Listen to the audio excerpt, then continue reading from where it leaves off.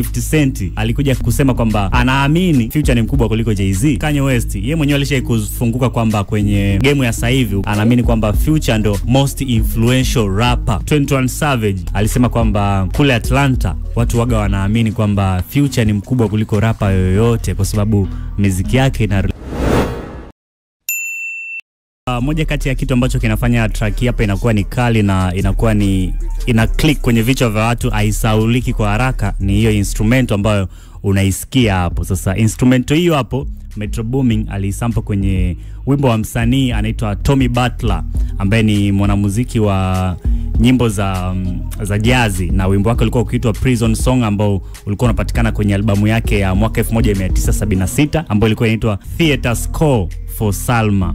Bwana, hii ni moja kati ya album ambayo ilikuwa ni iconic sana na Metro Booming alisample instrumento hiyo hapo wakaitumia kwenye ngoma hii, ngoma ambayo Future hakutegemea kwamba ngoma hiyo wangeiachia, yani haikuwa kwenye plan kabisa, lakini mwaka 2017 kipindi anaachia albamu yake ya kwanza kabisa ambayo aliipa jina la Future, ambayo ilikuwa ni albamu ya kumtambulisha, ngoma hiyo Metro Booming aliingiza kwenye albamu. Haikuwa kwenye mipango kwa sababu Metro alikuwa anataka kutoa albamu ambayo kila ngoma kwenye album inakuwa wameiseparetisha, inamaanisha kwamba iko na sound, iko na audio kivyake kama acapella, iko na beat ina instrumental kivyake, lakini ngoma hii kwa sababu walikuwa wameifanya before ilikuwa haijawa separated, lakini Metro akaijumuisha kwenye album.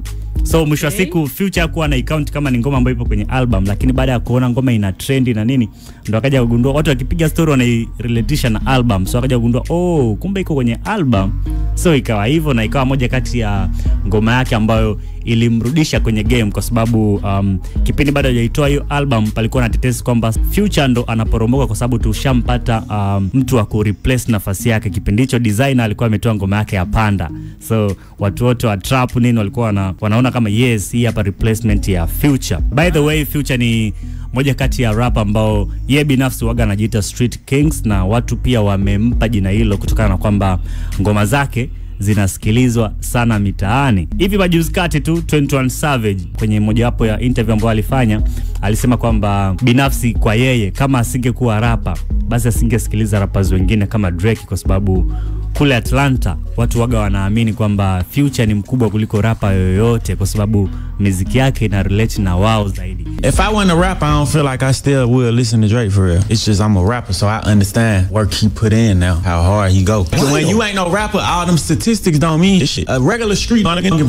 a about how many times you went #1, like how many white people listen to your shit, cause they don't even think that the farthest they think is the club. Who's selling this club out? That's who they think is the biggest. Like in Atlanta, a lot of who you really can't tell them Future ain't bigger than Drake. I used to think that Drake ain't really no big mixtape artist like that. So according to 21 Savage anakuambia kwamba washikaji wengi wa street, watu ambao ndo wako mitaani ambao wanam praise Future kama king of street, wanaamini kwamba ngoma ikiitika wenyewe waangalie namba, waangalie sijui vyeti vingapi unavyo, waangalie umeshika namba moja mara ngapi, wenyewe wanaangalia je club ngoma zako zinaitika. Unaweza ukasema 21 Savage ni new school rappers, lakini ma old school rapper mfano Kanye West yeye mwenyewe alishaikufunguka kwamba kwenye game ya sasa hivi ukianzia sasa hivi kurudi nyuma miaka 10 anaamini kwamba Future ndo most influential rapper. Tumsikilize Kanye West, lakini pia sio Kanye West tu, kuna wengine.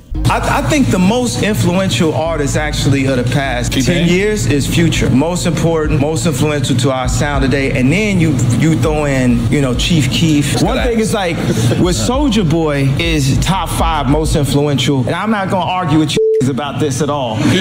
Huyo ni Kanye West akimtaja Future kama most influential rapper. Akisema influential ni rapper mwenye ushawishi kwa rappers wengine wengi. That's why unakuta kwamba kuna rapper wako ambao unamkubali leo ukimsikiliza unamwona kama mbona kuna same time anakuja kama Future anakataa. Lakini ukiachana na Kanye West, rapper 50 Cent yeye mwenyewe alikuja kusema kwamba anaamini kwamba Future ni mkubwa kuliko Jay-Z.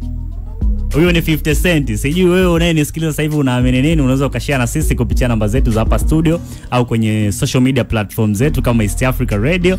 Tumsikilize 50 Cent. Like Future said in the streets, he's bigger than Hov. Yeah, he is. He feels that. Way bigger. Like there's consistent music from him that didn't chart. That is a huge records that people like love and appreciate that. And then later, he may not have the same things to hold on to that you have at points.